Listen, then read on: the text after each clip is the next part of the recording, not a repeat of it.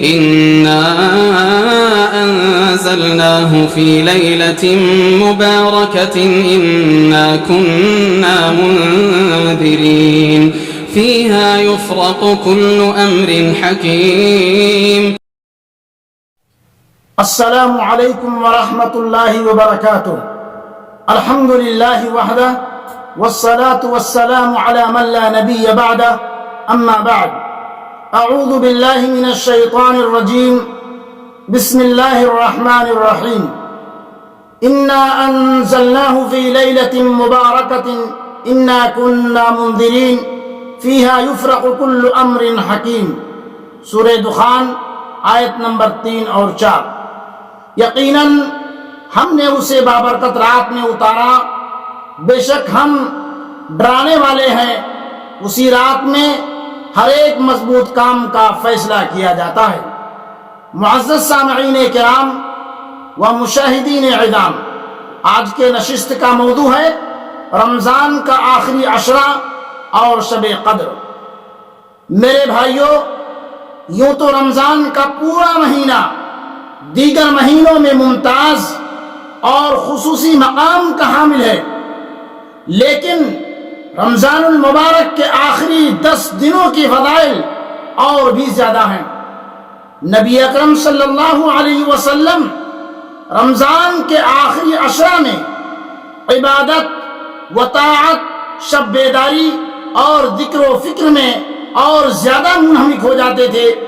ام المومنین حضرت عائشہ رضی اللہ تعالی عنہا بیان کرتی ہیں کہ نبی اکرم صلی اللہ علیہ وسلم آخری عشرہ میں اتنا مجاہدہ، اتنا کوشش کرتے جتنا دوسرے دنوں میں نہیں کرتے.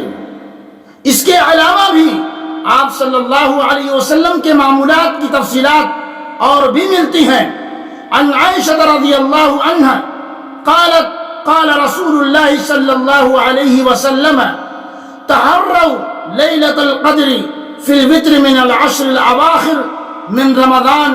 رواہ البخاری. حضرت عائشہ رضی اللہ عنہا سے روایت ہے کہ رسول اکرم صلی اللہ علیہ وسلم نے فرمایا کہ رمضان کے آخری عشرے 10 دن کی طاق راتوں میں شب قدر لیلۃ القدر کو تلاش کرو. اسے بخاری نے روایت کیا ہے. میرے بھائیوں، اس آخری عشرہ میں ہمیں اللہ کی طرف رجوع کرنا اور وقت گزر جانے سے پہلے تمام گناہوں سے توبہ کر لینا چاہیے. اس مبارک مہینے اور اس مبارک لیلۃ القدر میں اگر ہمیں توبہ و استغفار کی توفیق نہ ہو سکی تو پھر کب ہمیں اس کی توفیق ہوگی؟ حضرت عائشہ رضی اللہ تعالی عنہ فرماتی ہیں عن عائشہ رضی اللہ عنہ قالت كان رسول اللہ صلی اللہ علیہ وسلم اذا دخل العشر شد مئزره واحیا لیلہ وایقظ اہلہ. متفق علیہ. حضرت عائشہ رضی اللہ تعالی عنہ بیان فرماتی ہیں جب رمضان کے آخری 10 دن شروع ہوتے تو رسول اللہ صلی اللہ علیہ وسلم عبادت کے لیے کمر بستہ ہو جاتے. شد مئزرہ کا لفظ یہ ہے کہ اپنے کمر کو کس لیتے، یعنی عبادت کے لیے تیار ہو جاتے. راتوں کو جاگتے اور اپنے اہل و عیال کو بھی جگاتے. میرے بھائیوں، ان آخری 10 دن کے اندر ہمیں خود بھی عبادت کرنی چاہیے اور اپنے بیوی بال بچوں کو بھی عبادت کرنے پر ابھارنا چاہیے. اس کے علاوہ بھی بہت سی عبادتیں ہیں اور بہت سے حقوق ہیں جنہیں فوراً ادا کرنے کی فکر کرنی چاہیے. مثلا اس مبارک مہینے کے ان آخری ایام میں بطور خاص وسعت کے مطابق خرچ کرنا چاہیے. وسعت کشادگی کے ساتھ خرچ کرنا چاہیے. فقیروں میں، مسکینوں، بیواؤں، یتیموں، مطلقہ خواتین، نادار افراد، غریب خاندانوں کے بچے بچیوں کی تعلیم کے لیے ہمیں آگے بڑھنا چاہیے. اور صرف فرض زکوٰۃ کی ادائیگی پر اکتفا نہیں کرنی چاہیے، بلکہ نفلی صدقات و خیرات بھی سخاوت کے ساتھ کرنی چاہیے. کیوں؟ رسول اکرم صلی اللہ علیہ وسلم یوں تو سخی تھے ہی، مگر رمضان میں آپ کی سخاوت بے مثال اور آخری عشرے میں تیز تند آندھی کے مانند ہو جاتی تھی.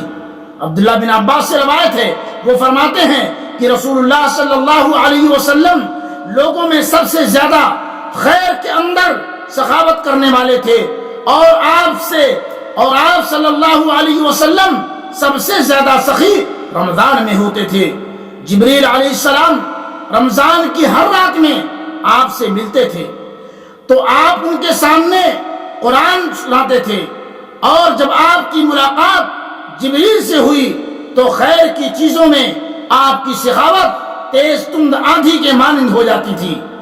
میرے بھائیوں، ہمیں چاہیے کہ ہم اس عشرہ میں ہم سماج کے غریب طبقہ کے دلوں میں فرحت و انبساط پیدا کریں، عام لوگوں کے ساتھ محبت و ہمدردی کے جذبات کو فروغ دیں۔ یہ ہم سب جانتے ہیں کہ اپنی کسی محبوب ترین ہستی کو الوداع کہتے ہوئے انسان کے جذبات کیا ہوتے ہیں۔ رمضان المبارک کا یہ عظیم اور برکتوں والا مہینہ بھی اب ہم سے رخصت ہوا چاہتا ہے۔ تراویح تہجد کا مہینہ اب رخصت ہو رہا ہے، روزے اور قرآن کا مہینہ اب جا رہا ہے، وہ مہینہ جو تمام مہینوں کا سردار، جس کی تمنا نبی اکرم صلی اللہ علیہ وسلم، صحابہ و تابعین اور سلف صالحین نے بھی کی، اور جس مہینہ میں سب سے زیادہ لوگوں کی مغفرت ہوتی ہے، اب وہ مہینہ ہم سے جدا ہونے والا ہے۔ تو اس تصور سے ہماری آنکھیں اشکبار ہوتی ہیں اور دل رونے لگتا ہے میرے بھائیوں، اور دل رونے لگتا ہے۔ اس لیے اب یہ مبارک مہینہ اختتام پر ہے، اب یہ مبارک مہینہ ختم ہو رہا ہے۔ حضرت عائشہ رضی اللہ تعالیٰ عنہ سے روایت ہے، میں نے پوچھا یا رسول اللہ، اگر میں شب قدر کو پالوں تو کون سی دعا پڑھوں؟ تو آپ صلی اللہ علیہ وسلم نے فرمایا، اللہم انک عفو تحب العفو فاعف عنی۔ ترمذی کی روایت ہے کہ اے اللہ، تو معاف کرنے والا ہے، معاف کرنا پسند کرتا ہے، لہذا مجھے معاف فرما۔ یہ دعا جو ہے آخری عشرے میں، لیلۃ القدر میں، شب قدر میں کثرت کے ساتھ پڑھنی چاہیے۔ یہ دعا بہت اہم دعا ہے، اللہم انکا عفو تحب العفو فاعف عنی۔ اللہ رب العالمین سے دعا ہے کہ اللہ تعالی ہم تمام مسلمانوں کو رمضان المبارک کے اندر کی جانے والی تمام عبادتوں کو اللہ رب العالمین تو قبول فرمائے، آمین یا رب العالمین۔ وآخر دعوانا ان الحمد للہ رب العالمین، والسلام علیکم ورحمۃ اللہ وبرکاتہ۔